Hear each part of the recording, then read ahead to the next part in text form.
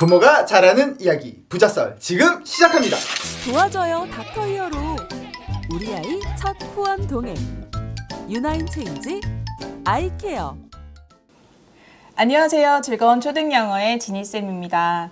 초등맘TV 여러분 안녕하세요. 저 정말 오랜만에 놀러왔죠? 네, 잘 계셨죠? 제가 오늘 신학기를 맞이해서 우리 초등맘TV에서 새롭게 신설된 코너인 부자썰 코너에서 미니 특강을 진행하게 되었습니다.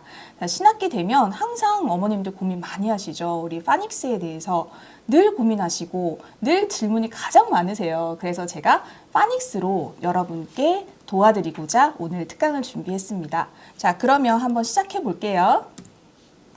자, 여러분 항상 가장 많은 고민이죠. 파닉스 꼭 해야 하나요? 저는 항상 꼭 해야 한다고 말씀을 드리는데요. 우리가 한글 아이들 말 잘하잖아요. 그렇죠? 하지만 우리 초등학교 들어가면 어떤 일이 일어나나요? 한글을 학교에서 배워야 되는데 학습적으로 배우지 않으면 아이들이 한글을 스스로 깨치는 일은 조금 힘듭니다. 그래서 말을 듣고 하고 하는 것과 다르게 우리가 문자 인식은 따로 학습을 해줘야 해요. 그래서 파닉스도 학습이 좀 필요한데요. 이번에 2022 개정 교육과정에서 보시다시피 초등 기초 문해력 강화를 위한 소리와 철자 관계 이해 관련 성취 기준이 보강되었습니다. 이 소리와 철자 관계 이해라는 말이 결국은 파닉스를 이야기하는 거거든요. 그래서 이번에 2022 개정 교육 과정에서도 우리 기존에 학교 들어가서 초등학교 3학년에 처음 영어 시작할 때 아이들이 파닉스나 알파벳, 문자 인식이 잘 되지 않아서 어려움을 겪었는데 그 부분이 공교육에서 좀 부족하다는 비판을 많이 받았습니다. 그 부분이 이번에 강화가 되었다고 생각하시면 됩니다. 자, 그러면 파닉스 리딩은 뭔가요? 라는 질문이 또 많으셨어요. 그러니까 파닉스는 파닉스인데 그 다음에 리딩 하면 되는 거 아니에요? 파닉스 리딩은 뭔가요? 라는 질문을 하셨는데 우리가 파닉스는 낱말이죠, 낱말.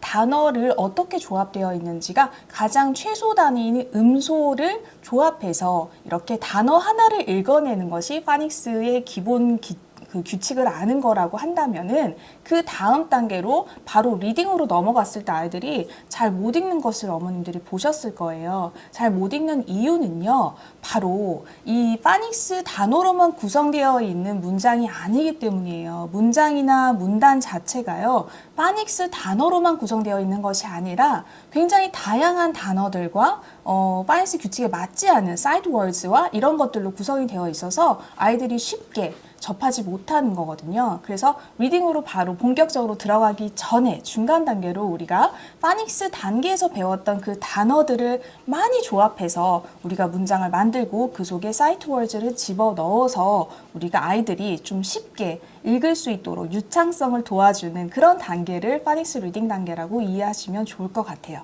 자, 그러면 어머님들의 실질적인 그런 질문들을 제가 좀 모아왔는데요. 그 질문들을 보시면서 우리 아이랑 비슷한 사례예요 라고 생각하시면 잘 들어주시면 좋겠습니다.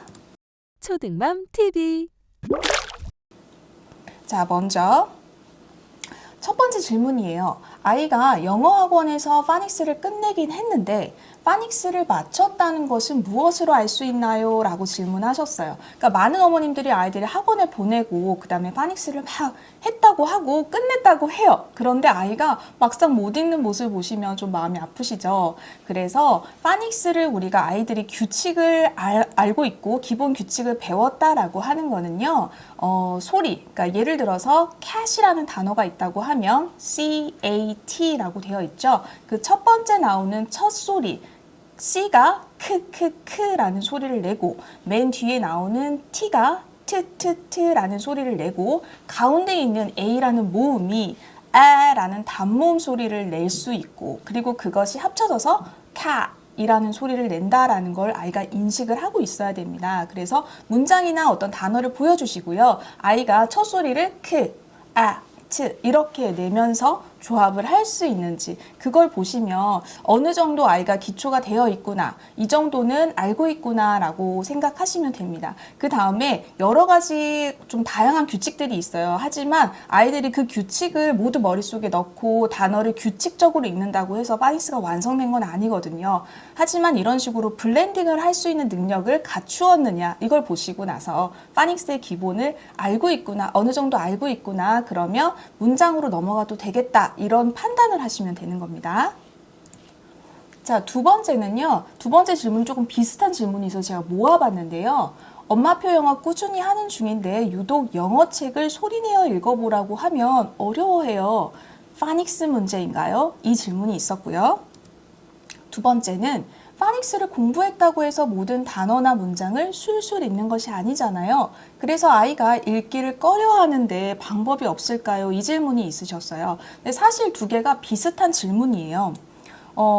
이 영어책을 읽는 것이 좀 두려운 아이인 거거든요. 그런데 우리가 한글도 떼고 나면은 단어 개별적으로는 알죠. 가방, 엄마, 아빠 이렇게 알지만 그거를 문장 속에서 읽어봐 라고 하면 엄마란 단어는 배웠는데, 아빠란 단어는 배웠는데 이거를 문장을 자연스럽게 읽는 건 어려울 수 있어요. 그건 바로 트레이닝이 필요한 거예요. 그러니까 이 훈련 과정이 필요한데 어머님들이 파닉스를 떼면 갑자기 유창하게 읽을 수 있다라고 생각하시는 거예요. 너무 당연한 과정이고요. 이 과정에서 이 아이들을 위해서는요. 파닉스의 문제라기보다는 파닉스는 끝이 났지만 그것을 유창성으로 연결해 주지 못했기 때문에 독해로 자연스럽게 넘어가지 못하는 문제를 가지고 있는 거예요. 그래서 그 지점을 기억해 주시면 좋을 것 같습니다. 자, 그래서 이 사연의 아이 같은 경우에는요, 문장 유창성을 위해서 문장 단위로 끊어서, 그러니까 단어 단위로 끊었던 것을 문장 단위로 끊어서 자연스럽게 읽어보는 연습을 많이 해주시면 좋을 것 같습니다. 초등맘 TV. 세 번째 퀘스천입니다. 자, 파닉스를 아직 배우고 있는 예비 초4입니다. 완벽하게 떼지 못했지만 리딩을 시작해도 될까요? 자, 제가 만약에 이 친구가 7세라고 했으면 파닉스 조금 더 하세요 라고 말씀드렸을 거예요. 그런데 예비 초4래요. 제가 파닉스가 초등학교 3학년 들어가기 전에는 좀 해결해 놓으시고 시작하시면 좋다고 말씀드리거든요. 왜냐하면 공교육에서 3학년부터 시작을 하기 때문이에요. 근데 이 친구는 이제 예비 초4이기 때문에 파닉스의 완벽을 기하기보다는요, 파닉스의 기본 규칙을 알고 있다라고 하면 이제 리딩으로 본격적으로 넘어가셔야 됩니다. 그래서 파닉스 리딩 그 중간 단계를 연습을 많이 해주시면 좋고요. 그리고 이 친구는 이제 5학년, 6학년이 되면 학교에서도 문단 단위로 이제 나오기 시작해요. 그래서 그 전에 우리 파닉스를 통해서 이제 문장을 완벽하게 읽는 연습을 해주시는 게 더 좋습니다.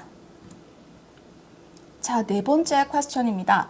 아이가 스스로 읽을 때까지 기다려주지 못하고 제가 대신 읽어주는데 발음이 안 좋아 고민이에요. 현명한 방법이 없을까요? 이렇게 말씀해 주셨어요. 근데 이 질문이 제가 조금 길어서 조금 줄였는데 사실 요 중간에 어머님이 조금 참지 못하고 아이가 스스로 읽는 그 과정을 본인이 잘라버리시고 이렇게 대신 발음을 해주시는 거예요. 그런데 이렇게 해주시는 부모님들이 많으시거든요. 그리고 아이도 스스로 읽지 못하니까 엄마한테 들고 와서 이거 엄마 뭐예요? 이렇게 물어보는 케이스가 굉장히 많아요. 그런데 그럴 때 제가 하나의 팁을 드리는데요. 예를 들어서 어떤 단어를 예를 하나를 들어볼게요. 만약에 cat 이라는 단어가 있다라고 하면은 그 단어를 아이한테 읽어주실 때는요. 바로 cat 이렇게 읽어주시기보다는요. cat 이렇게 읽어주시는 것이 훨씬 좋아요. 그리고 아이한테도 만약에 모르는 단어가 처음 딱 나왔다 그랬을 때 만약에 bear이라고 한다라고 하면 그냥 bear를 통째로 읽기보다는 첫 글자가 뭐야? 라고 질문을 해주시면 아이가 첫 소리는 한번 시도를 해보거든요. 첫 소리 B 맞나? 그리고 B랑 D는 아이들이 굉장히 많이 헷갈려요. 그래서 D인가? B인가? 하면서 B 이렇게 왔다 갔다 하게 되거든요. 그래서 그 부분들을 조금 짚어주시면서 어머님이 그래 맞아 라고 칭찬해 주시고 그 다음에 bear이라는 전체 단어를 들려주시면 되고요. 그리고 어머님 발음은 걱정 안 하셔도 되는 게요. 어머님이 한번 이렇게 발음해 주신 거 음원으로 다시 한번 원래 원어민 발음으로 해주시면 되고, 아이가 그 방법만 따르는 건 아니에요. 그 하나의 소리만 기억하고 평생 기억하고 그 소리를 발음하는 것이 아니기 때문에 다양한 소리를 듣다 보면 자신만이 생각하는 어떤 정확한 발음으로 쫓아가게 되어 있으니까 그것도 걱정 안 하셔도 괜찮습니다. 초등맘 TV. 자, 그 다음에 5번째인데요. 문장을 띄엄띄엄 읽는데 강세를 강조해서 연습하면 나아질까요? 여기에는 제가 하나의 좀 팁을 드리고 싶은데요. 문장을 읽을 때요. 그 강세, 단어 하나하나의 강세도 굉장히 중요하고요. 연음도 중요하고요. 문장 전체의 인토네이션도 굉장히 중요합니다. 그리고 문장이 복잡해지고 길어지다 보면은 빠르게 말을 하게 되고 중간에 생략되는 것들도 있어요. 그런 부분들을 우리가 강조를 좀 해줘야 되는데, 제가 사실 이렇게 바빠 시리즈 많이 아시죠? 거기에서 초등 파닉스 리딩 책을 출간을 했는데요. 제가 여기에서 굉장히 좀 신경 썼던 부분들이 있어요. 뭐냐면 아이들이 사실 유창성을 높이기 위해서 필요한 것들이 이렇게 문장을 읽어낼 때 이렇게 쭉 바로 빠르게 읽어내는 아이들이 별로 없어요. 그러다 보니까 제가 좀 손으로 짚어서 중요한 것들을 읽어보는 게 어떨까라고 해서 이런 코너를 만들었거든요. 여기는 Reading Yourself라는 코너예요. 그래서 The alligator is under the tree. 이렇게 읽으면 이렇게 색자가 표시되어 있는 부분을 좀 강조해서 읽을 수 있어요. 그러면 그냥 보통 우리 아이들이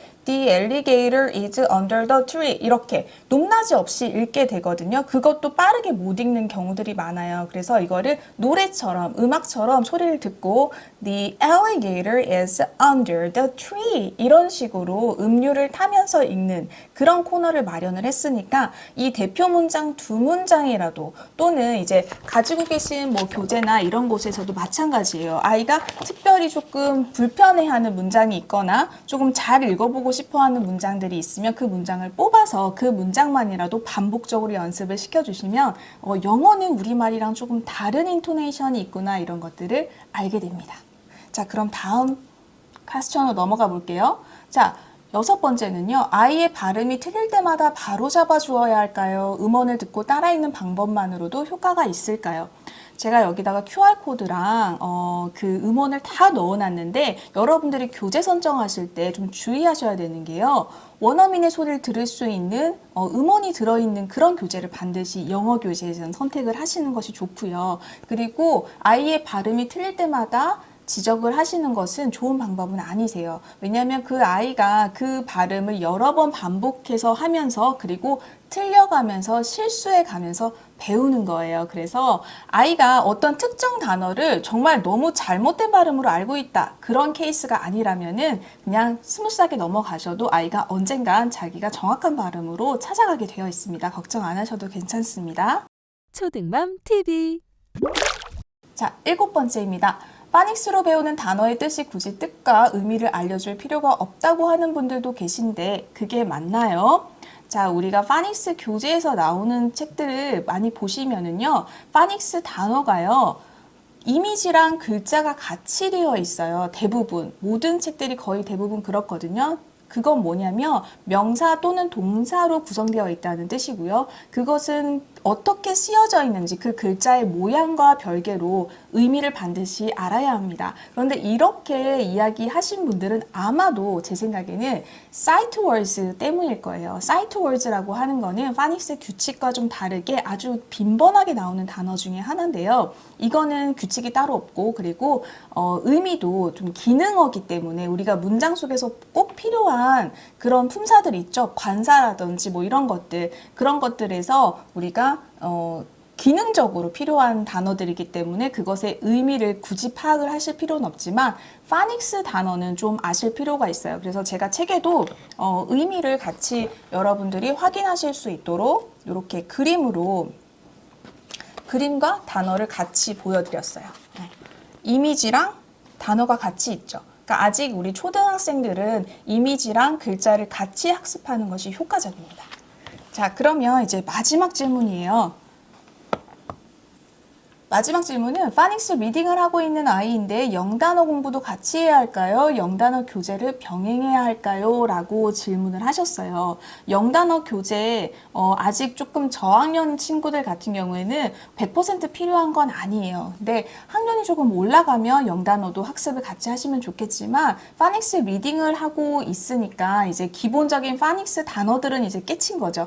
추가적으로 배워야 되는 그런 어휘들은 리딩 교재 속에 나와 있는 것들 일단 1차적으로 소화하시고요. 그 다음에 영단어는 조금 고학년 때 시작하셔도 크게 무리가 없습니다. 자, 그러면 여기까지 여러분들의 어떤 궁금증을 제가 풀어드렸는데요. 어떠셨어요? 신학기 되면서 파닉스에 대한 고민 많으셨을 것 같은데 여러분한테 제가 좋은 이야기들 많이 드린 것 같은데 여러분들이 또 추가적으로 궁금하신 사항들 있으실 수 있잖아요. 그리고 우리 아이는 저거랑은 비슷한데 조금 또 다른 부분이 있어요 하시는 분들 계실 것 같은데 그런 분들은 영상 아래에다가 댓글로 달아주시면요. 제가 시간 날 때마다 와서 찾아와서 답글 달아드리도록 하겠습니다.